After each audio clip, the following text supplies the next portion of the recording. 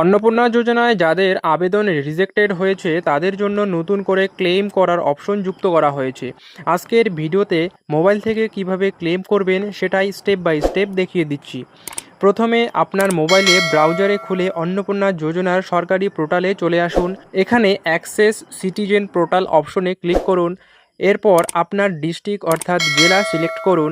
এবার আবেদন করার সময় যে মোবাইল নম্বরটি দিয়েছিলেন সেটি এখানে লিখুন এবং স্ক্রিনে থাকা ক্যাপচার কোডটি এখানে বসিয়ে দিন।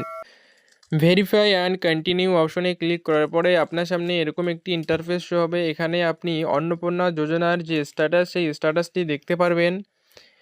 এবার ক্লেম করার জন্য অবজেকশন অ্যান্ড ক্লেম অপশন একটি যুক্ত করা হয়েছে, এই অপশনে ক্লিক করবেন। এখানে ক্লিক করার পরে নিচে দুটি অপশন দেখতে পারবেন, ক্লেম বাই অ্যাপ্লিক্যান্ট, এই অপশনে গিয়ে আপনাকে ক্লেম করতে হবে।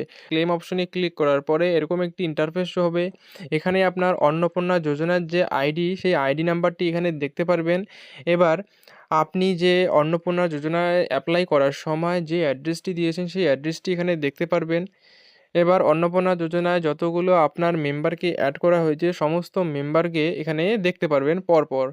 তো যেই মেম্বারের অর্থাৎ যে বেনিফিশিয়ারি আবেদন করেছিলেন তার অন্নপূর্ণা যোজনায় টাকা না পাওয়ার ক্ষেত্রে আপনাকে ক্লেম করতে হবে।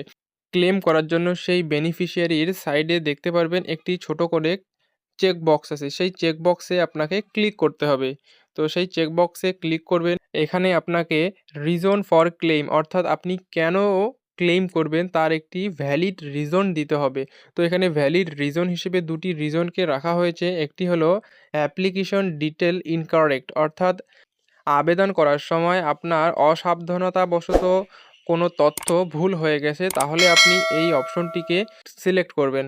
এরপরে নেক্সট অপশনটি হলো wrongly mark as ineligible application rejected, অর্থাৎ অসাবধানতাবশত বা কোনো কারণে আপনার অ্যাপ্লিকেশন যদি রিজেক্টেড হয়ে থাকে বা আন্ডার ইনকোয়ারি হয়ে থাকে বা কোনো রিমার্ক যদি শো হয় তাহলে আপনি এই অপশনটিকে সিলেক্ট করবেন।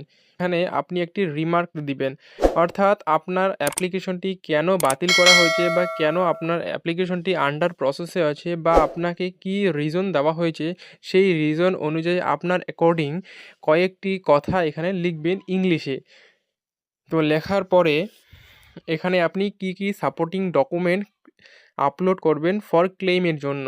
তো এখানে দেখতে পাচ্ছেন এখানে ফাইল আপলোড করার একটি অপশন দেওয়া হয়েছে। এখানে আপনি JPG, PNG, JPEG, PDF file upload করতে পারবেন 50 থেকে 200 কেবির মধ্যে।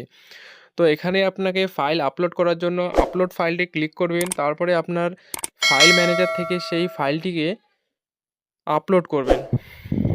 আপলোড করার পরে সমস্ত কিছু একবার রিচেক করার পরে ফাইনাল সাবমিট করতে হবে। সাবমিট করার জন্য সাবমিট ক্লেমে অপশনে ক্লিক করবেন। ভিডিওটি ভালো লাগলে একটি লাইক করবেন, চ্যানেলটি সাবস্ক্রাইব করে পাশে থাকবেন। ধন্যবাদ।